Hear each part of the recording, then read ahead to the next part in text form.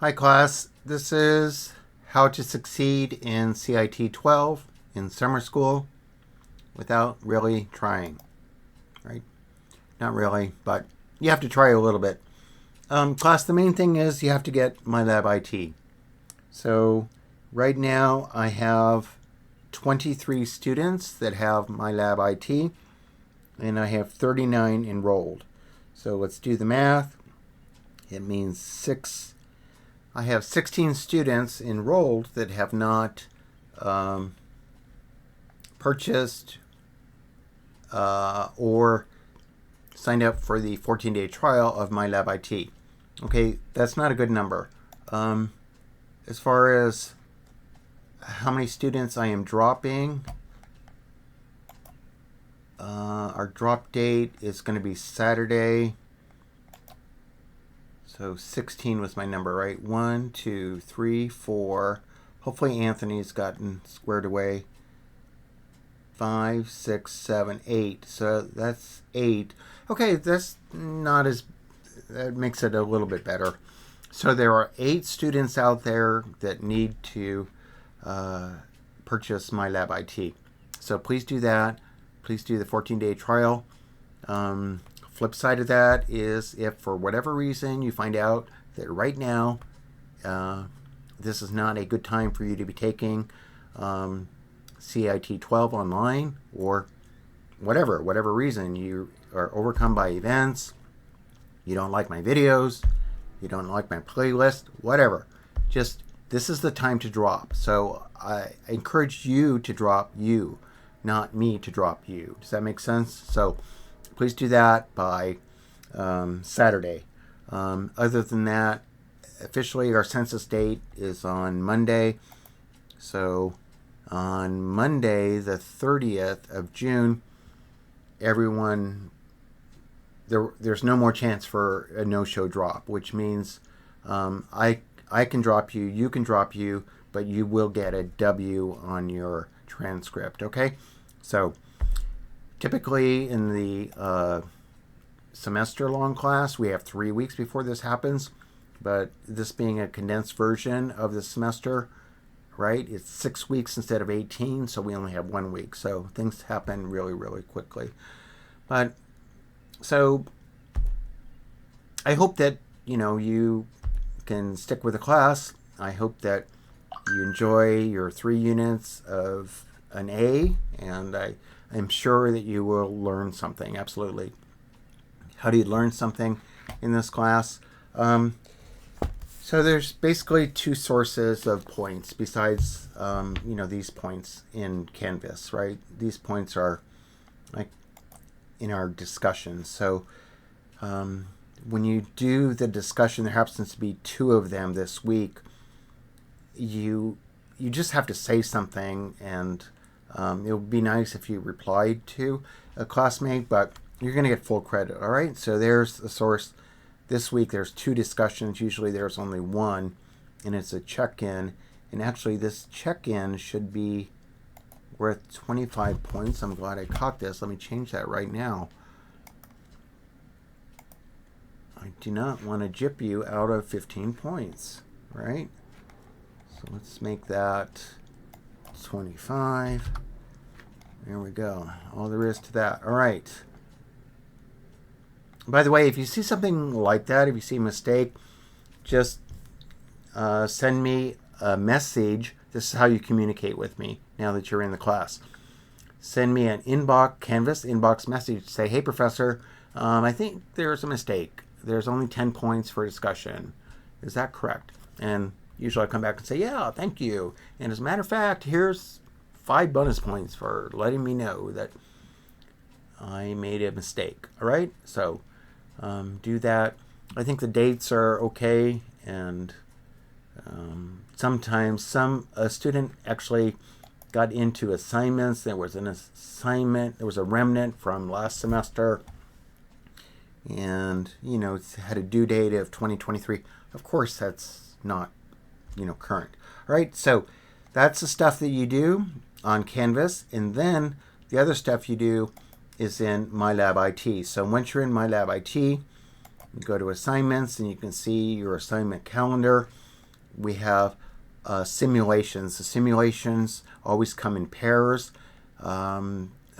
Most of you have actually accomplished the Windows 10 simulation training and its associated simulation exam and have gotten 100%. Great, bravo.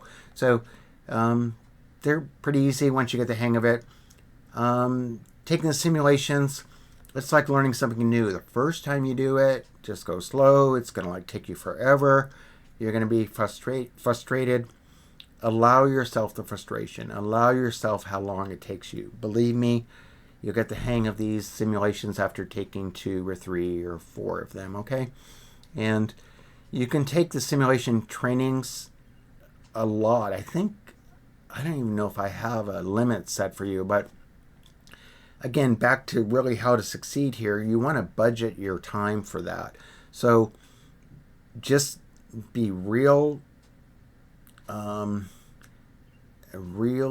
serious about committing time to each of the simulation training. So let's just say an hour. Let's say I've committed an hour to get both the simulation training and the simulation exam done. Okay, so that's an achievable goal once you kind of get the hang of how to do the simulations. And then if you get like a 90% or an 80%, I would just stop there. I would be happy with those points.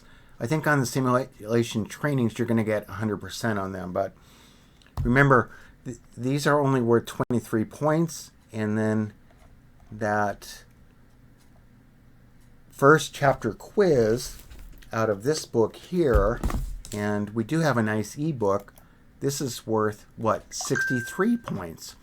So smart students, priority, maybe prioritize these chapter quizzes, okay? So do the same thing. Budget an hour for this chapter quiz. How do you take the chapter quiz? Well, you just click on it. That's easy to take. But how do you prepare for that? Well, go to our e-textbook, okay? Boy, there's a lot of stuff. You're going to have to restrict kind of the gamification of our ebook here, I think, and not waste a whole lot of time in here. But, one way or another, try to find the key terms. And then when you do find those key terms, you can commit those to memory. Not that you have to memorize them, but just understand, what they are. And then I think you'll do really well on the quiz. This was interesting here. I think this is a beta. There is an AI tutor. Wow, this AI bot is really locked down. You can't ask it, how will this help me get a job or something like that. If it is not, the domain for this is really, really locked down. So if the question is not related to, and I think this was just boiled down to, actually, I might have been looking for trends in IT, because that is not really the name of the chapter 1. But anyway, you can experiment with the AI tutor. I think I'll have a bonus assignment to say explore the AI tutor and tell me what you thought. All right, I'm approaching 10 minutes, so I'm going to end this. Class, the name of the game is to revisit your goals and decide what you want to do. So I would say if you decide that, you have the time and the cognitive surplus available for the next 5 weeks to complete this class, you all should get an A in this class, okay? That should be your goal, get an A in this class. Along the way, you're going to learn a lot, right? What specifically will be the best for you to learn? I'm telling you, as an information worker, that is going to be Excel, all right?